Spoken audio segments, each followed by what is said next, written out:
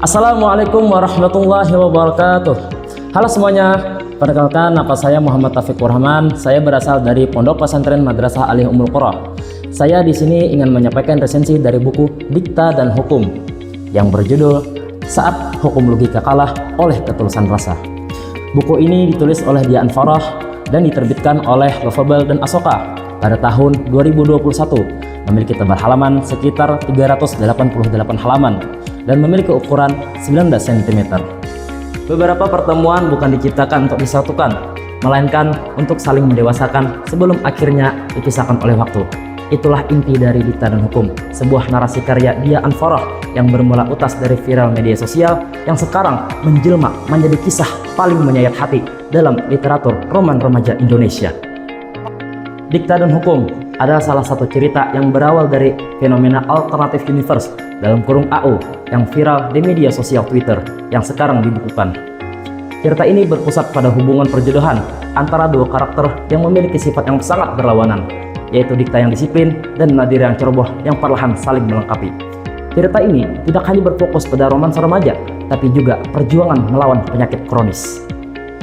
Novel ini diawali dengan Dikta, seorang mahasiswa hukum tingkat akhir yang rapi dan cerdas, membuatnya menjadi sosok idaman. Dia dijodohkan dengan Nadira, teman masa kecilnya yang masih duduk di bangku kelas 12 SMA dan cenderung pemalas. Awalnya mereka berdua menolak perjodohan tersebut karena ternyata Nadira memiliki pasangan yang bernama Seno.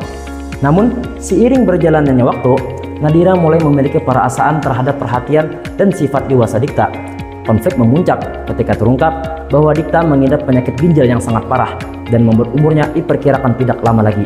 Dikta membuat hukum atau hal-hal yang perlu dilakukan sebelum dia pergi dari dunia ini, memaksa Nadira menelan kenyataan pahit bahwa dia harus kehilangan orang yang sangat dia cintai. Adapun juga dalam novel ini mengangkat tema percintaan remaja yang dipadukan dengan isu kesehatan dan juga perjodohan. Dan juga penokohan dalam novel ini, Dikta digambarkan sebagai perfect figure, dingin namun juga perhatian, sementara Nadira digambarkan sebagai realita berkarakter aktif, sedikit keras kepala namun menjadi dewasa karena keadaan. Bahasa yang digunakan dalam novel ini sangatlah ringan, khas fiksi remaja young adult yang membuatnya sangat mudah untuk dinikmati.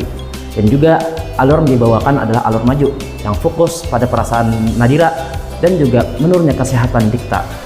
Ada juga kelebihan dan kekurangan dalam novel ini. Kelebihan yang pertama adalah kisah ini disajikan dengan sangat emosional. Karakter Dikta sangatlah kuat yang menjadikannya sebagai standar karakter fiksi bagi sebagian pembaca. Ada juga kekurangan dalam novel ini ialah mungkin sebagai pembaca merasa alurnya terasa cukup lambat di bagian pertengahan dan juga bagian akhir konfliknya yang terasa cukup klise. Sebagai penutup, Dikta dan Hukum adalah salah satu mahakarya yang melampaui batas ekspektasi pembacanya. Sekian dari saya, wabillahi taufiq wa hidayah. Wassalamualaikum warahmatullahi wabarakatuh.